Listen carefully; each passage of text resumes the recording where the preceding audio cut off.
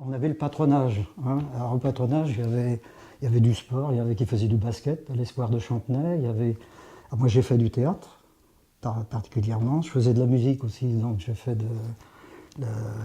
faisais de l'accordéon à l'époque. Il n'y a pas de télé.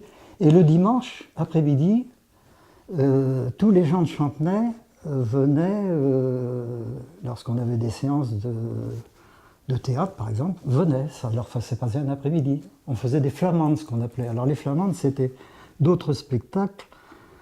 C'est des spectacles qui étaient en 3 parties. Le premier, par exemple, la première partie, c'était des chansons, après c'est des instruments de musique, puis la troisième partie, c'était des sketchs. Mais ça prenait tout un après-midi.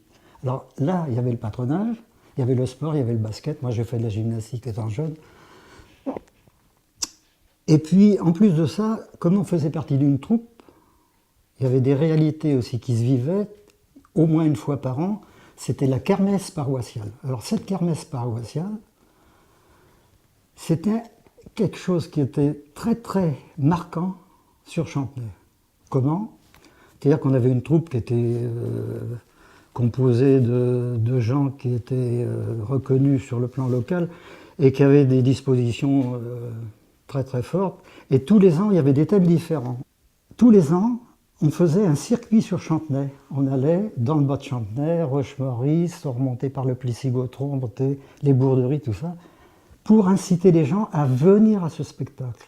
Et l'après-midi, vers 1h, 1h30, l'après-midi, on constituait de la mairie de Chantenay, descendre le boulevard de la Liberté, la place Jean Massé, la rue des Réformes et tout ça, de façon à amener les gens avec nous.